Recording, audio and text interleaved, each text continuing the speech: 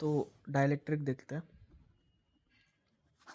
Basically dielectric क्या होता है ना, जैसे हमारा सी का फॉर्मूला होता है A epsilon naught by D. अगर डाइलेक्ट्रिक इंसर्ट कर दिया तो सी डैश जो होगा वो ए एप्सिलॉन नॉट के बाय डी बन जाएगा। ठीक है, बस के का फैक्टर आता है और कुछ चेंज नहीं होता। जैसे अगर यहाँ पे पहले एक कैपेसिटर था, उसमें अगर मैंने डाइलेक्ट्रिक इंसर्ट कर दिया तो उसका कैपेसिटेंस चेंज हो जाएगा, जो कि हो जाएगा A epsilon naught by D. ठीक है, इसके क्वेश्चंस मेजरली देखते हैं। क्वेश्चंस में पता चलेगा कि क्या चीज़ दिक्कत कर रही है इसमें। ठीक है, ठीक है। तो पहला क्वेश्चन देखते हैं। In the parallel plate capacitor the capacitance increases for, देखो कैपेसिटेंस जो है वो 4 से 80 में बढ़ जा रही है। तो सी इनिशियल जो था वो 4 है और सी फाइनल जो है वो 80 है। ठीक है, तो डाइलेक्ट्रिक डालने से पहले 4 था, डाइलेक्ट्रिक डालने के बाद 80 हुआ। तो हमें फैक्टर चाहिए, तो दोनों का रेशियो ले लेते हैं। सी एफ बाय सी आई जो होगा 80/4 हो जाएगा, जो कि 20 हो जाएगा। तो 20 आंसर हो गया। ठीक है, अब सेकंड क्वेश्चन देखते हैं।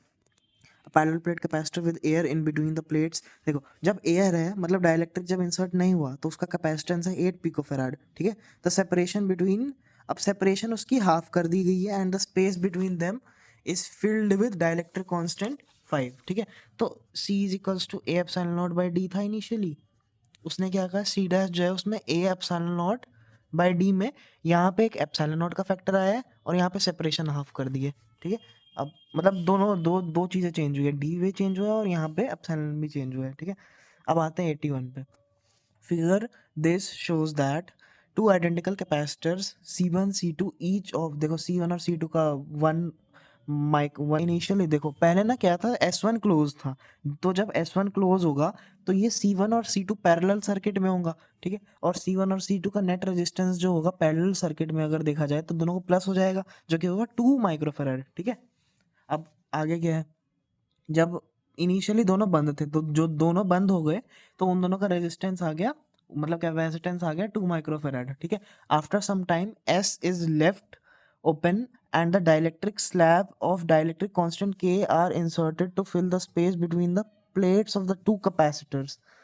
ठीक है, how will the charge potential, तो बेसिकली ये क्या कहना चाह रहे हैं ना कि इनिशियली केस ऐसा था, कुछ यहाँ पे 6 वोल्ट की बैटरी थी, एक 2 का यहाँ पे एक एक एक माइक्रोफैराड का यहाँ पे कैपेसिटर लगा था, और इनिशियली S1 अगर क्लोज है तो वो स्ट्रेट वायर की तरह ट्रीट किया जाएगा, 1 माइक्रोफैराड 1 माइक्रोफैराड। ठीक है, तो इन दोनों को जब रिजॉल्व करेंगे, मतलब रेजिस्ट वो नेट लेंगे, तो यहाँ पे एक 6 वोल्ट की बैटरी आ गई, ये 2 माइक्रोफैराड का कैपेसिटेंस आ गया। ठीक है, अब उसने क्या कहा है कि जब एक ये S1 को तोड़ दिया, मतलब यहाँ से हमने तोड़ दिया, तोड़ने के बाद क्या बचा, यहाँ पे एक बैटरी है 6 वोल्ट की।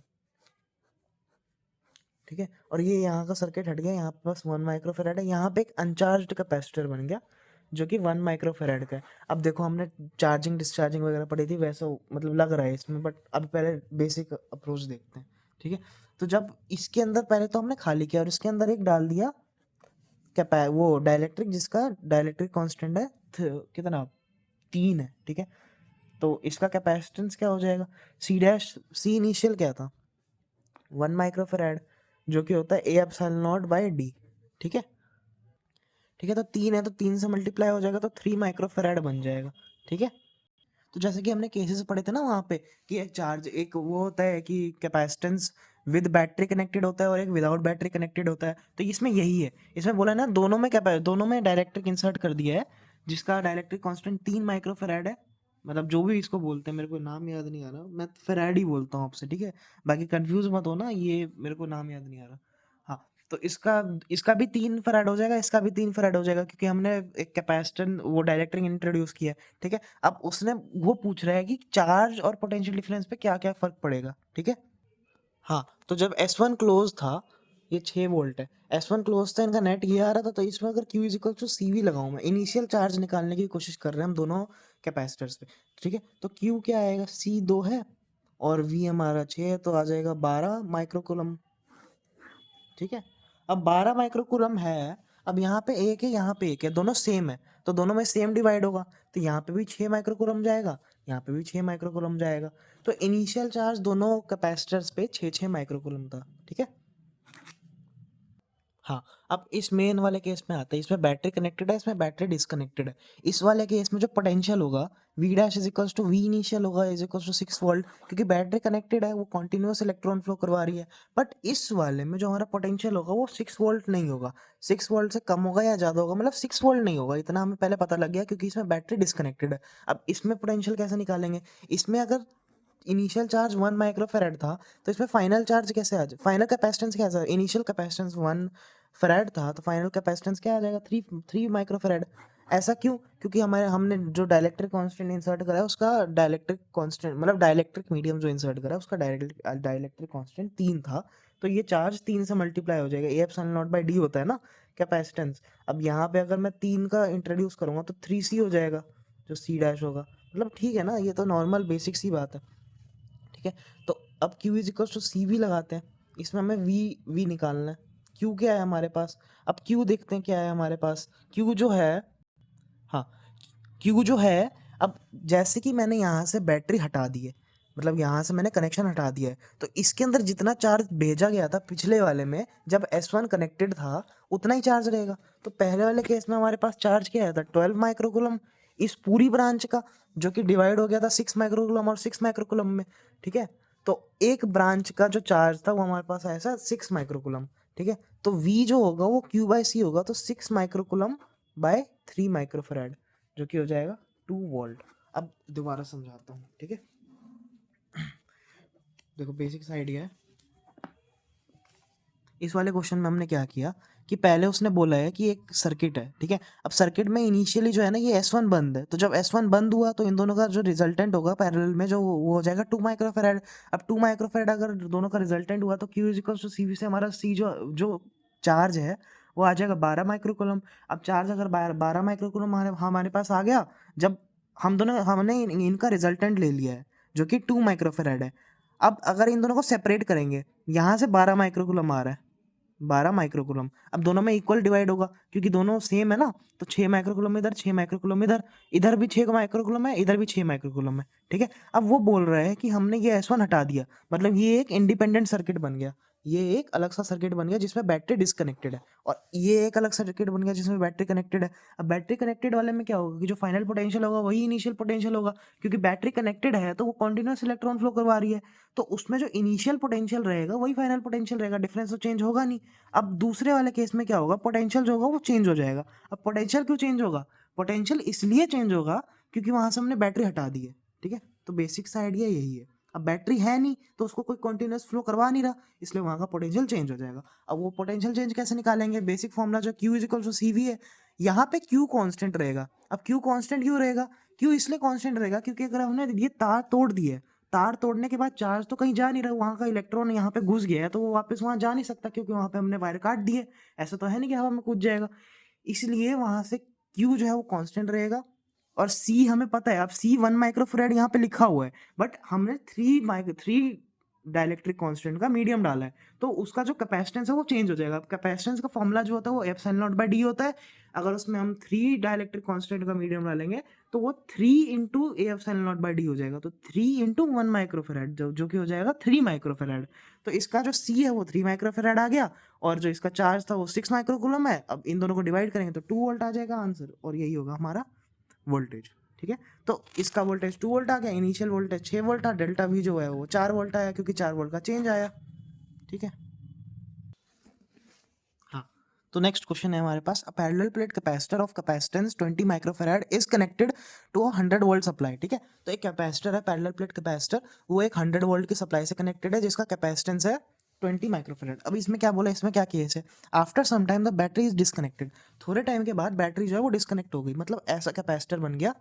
ठीक है, कुछ टाइम के बाद जिसमें बैटरी हो गई डिस्कनेक्ट, यहाँ पे एक ऐसा वायर बना देता हूँ 100 वोल्ट। ठीक है, अब ऐसा नहीं सोचना कि यहाँ से थोड़ा सा इलेक्ट्रॉन चले जाए, ऐसा नहीं होता, कंप्लीट जब सर्किट होता है तभी इलेक्ट्रॉन फ्लो करता है, बीच में कहीं इलेक्ट्रॉन फ्लो नहीं करता।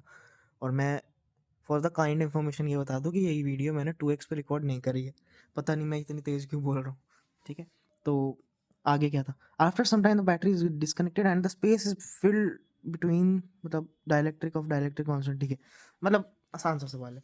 इसमें क्या बोला है ना इसने कि थोड़े टाइम के बाद जो बैटरी है वो डिस्कनेक्ट कर दी गई है और इसके अंदर एक वो डाल दिया है, एक डाइलेक्ट्रिक मीडियम डाल दिया है जिसका डाइलेक्ट्रिक कांस्टेंट है, इसका डाइलेक्ट्रिक कांस्टेंट क्या दे रखा है जी 5। ओके, अब इसमें निकालना क्या है, calculate the energy stored in the capacitor before. अब बिफोर एनर्जी बड़ी आसान होती है, इस वाले अरेंजमेंट में हमें पता है कि जो एनर्जी होती है यू नॉट जो होता है वो हाफ क्यू नॉट स्क्वायर सी होता है, क्यू स्क्वायर बाय 2 सी होता है ना, बेसिकली क्यू स्क्वायर बाय 2 सी होता है। ठीक है, अब इस वाले में हम क्या करते हैं ना, देखो हाफ सी भी लगा सकते हैं बट उससे अच्छा मतलब देखो इस वाले फॉर्मूले में Q है तो Q is equals to C V की भी प्रैक्टिस हो जाएगी, इसलिए मैंने ये लगाया फॉर्मूला। ठीक है, तो Q is equals to C V लगा के पहले क्यों नहीं हाफ सी वी लगा दो यार, कुछ भी लगा दो जो मन है लगा दो। मैं मेरा ये मन कर रहा है फॉर्मूला निकालने का लगाने का, तो Q जो होगा वो सी नॉट इंटू वी नॉट होगा जो कि होगा 20 माइक्रोफेराड इंटू 100 वोल्ट, क्योंकि ये 20 माइक्रोफेराड है और वो 100 वोल्ट है। ठीक है, अब दोनों का मल्टीप्लाई करूँगा तो ये 2000 माइक्रो क्या कूलम आएगा, तो 2 × 10⁻³ यही रहने देता हूँ यार 2000 माइक्रोकूलम। ठीक है, तो 2000 माइक्रोकूलम इनिशियल चार्ज आ गया। अब यू नॉट जो होगा वो होगा 2000 माइक्रोकूलम का whole square upon 2c, formula डालना आंसर निकालना। ठीक है, अब उसने क्या कहा है कि जब बैटरी डिस्कनेक्ट कर दी है, बैटरी डिस्कनेक्ट कर दी है और उसके अंदर एक मीडियम डाल दिया। ठीक है, तो जब बैटरी डिस्कनेक्ट करने के बाद हमने उसके अंदर एक डाइलेक्ट्रिक कांस्टेंट का मीडियम डाला तो कैपेसिटेंस जो होगा मतलब जो फाइनल कैपेसिटेंस होगा वो K इंटू सी नॉट हो जाएगा, क्योंकि कैपेसिटेंस बढ़ रहा है। Capacitance A epsilon naught by D पे डिपेंड करता है ना, इसमें एप्सिलॉन नॉट चेंज हो रहा है तो कैपेसिटेंस चेंज हो रहा है। ठीक है ठीक है, जब बैटरी अब अभी देखो, अब मैं बताता हूँ कि मैंने half Q square by 2c क्यों लिया। जब क्या देखो half Q square by 2c इसलिए नहीं आना मैंने क्योंकि इसमें क्यू चेंज नहीं हो रहा। अब चाहे बैटरी हटाओ बैटरी ना हटाओ क्यू चेंज नहीं हो रहा इसमें। ठीक है, तो बैटरी हटाने के बाद भी क्यू इसमें वही रहेगा 2000 माइक्रोकूलम। तो बैटरी हटाने के बाद के केस में केस 2 जो होगा उसमें हमारा हाफ क्यू स्क्वायर बाय मतलब जो भी फॉर्मूला है वो लगाएंगे तो 2000 माइक्रोकूलम का होल स्क्वायर अपॉन 2c। अब c इसमें क्या होगा, ये के सी नॉट, के इंटू सी नॉट। के इंटू सी नॉट क्यों होगा, क्योंकि डाइलेक्ट्रिक कांस्टेंट का मीडियम घुसा दिया है इसके अंदर। ठीक है, अब नेक्स्ट क्वेश्चन करते हैं। नेक्स्ट क्वेश्चन जी कुछ ऐसा है, इसमें क्या बोला है 2 पैरेलल प्लेट कैपेसिटर। ठीक है, X and Y 2 parallel plate capacitor है, हमें दिख रहा है सीरीज में, have the same area of plate and same separation between the axis in देख। अरे यार बड़ा आसान है, देखो कैपेसिटेंस के फॉर्मूले में क्या होता है, A epsilon naught by D. ठीक है, वो क्या कहना चाह रहा है, एक्स और वाई कैपेसिटर्स हैं जिसमें क्या है ना कि ए भी सेम है डी भी सेम है, बट एक्स में क्या है, एक्स एयर में रखा है मतलब उसका एप्सिलॉन नॉट होगा, एप्सिलॉन नॉट इंटू 1 होगा। ठीक है, देखो हम एयर के डाइलेक्ट्रिक कांस्टेंट को 1 मानते हैं, होता ये के इंटू एप्सिलॉन नॉट ही है बट इसके डाइलेक्ट्रिक कांस्टेंट को 1 मानते हैं। और वाई जो है वो हमारे किस में रखा हुआ है, मीडियम में रखा हुआ है, DM dielectric medium district magistrate में रखा हुआ है डीएम में रखा हुआ है जिसका है 4। तो 4 एप्सिलॉन नॉट इसको ले लेते हैं। तो हम ऐसा कह सकते हैं क्या कि सी वाई जो है वो 4 टाइम्स सी एक्स है।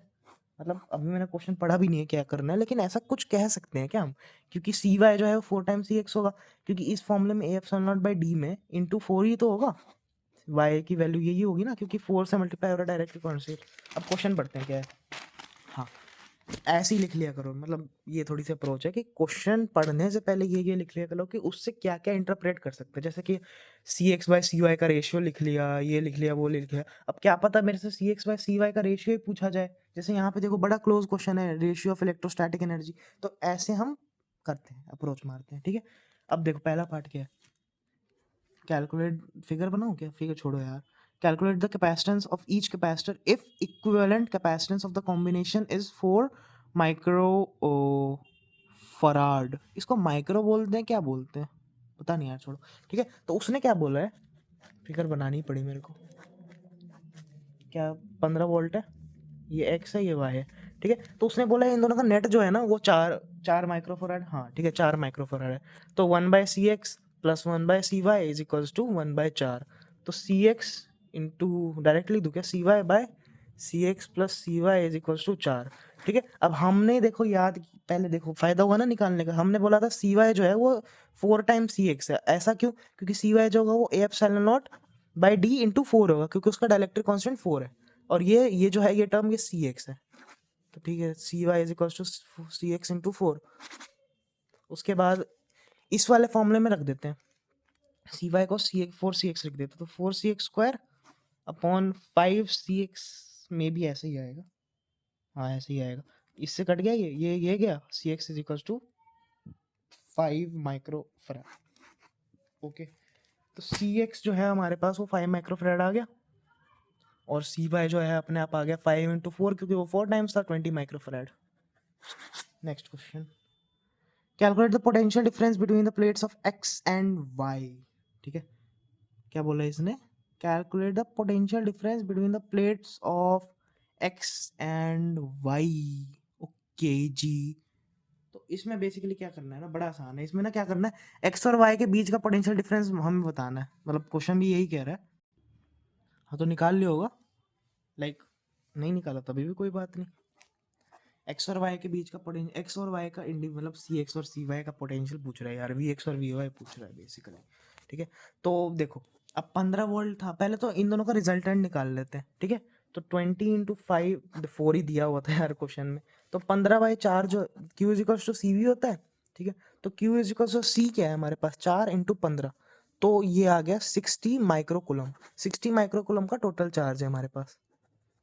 ठीक है, अब 60 माइक्रोकूलम हमारे पास टोटल चार्ज है। अब हमें क्या निकालना है कि सी एक्स और सी वाई निकालना है, वी एक्स और वी वाई निकालना है। तो क्यू इजिकल सी वी होता है, 2 बार लगा देते हैं, क्यू इजिकल सी वी 2 बार लिख देते हैं।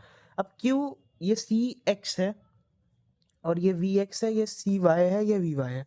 अब क्यू तो दोनों में सेम रहेगा, तो 60 माइक्रोकूलम। अब सी एक्स क्या था हमारे पास, 5 microfarad is equal to V X, और मतलब ऐसे ही निकाल लेंगे, 12 आएगा ये, 3 आएगा ये। ठीक है, estimate the ratio of electrostatic, अरे यार आसान है, हाफ सी वी स्क्वायर लगा दो दोनों में, मतलब जो भी है। उस टाइम शायद मैंने गलत हाफ सी वी बोल दिया था, हाफ सी वी स्क्वायर लगाना है। ओके, क्या है ये, आसान है क्वेश्चन, इसमें वो वाला फॉर्मूला लगाना है, मतलब आसान है, हो जाएगा। मैं हार्ड हार्ड से बता रहा हूँ ना यहाँ पे भी, ये वाले भी देख के हो जाएंगे।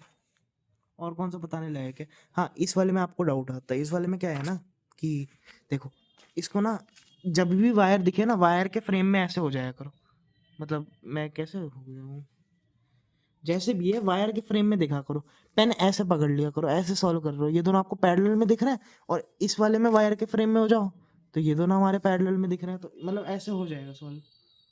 बाकी ये सब तो आसान आसान ही है, जितना बताना था मैंने बता दिया।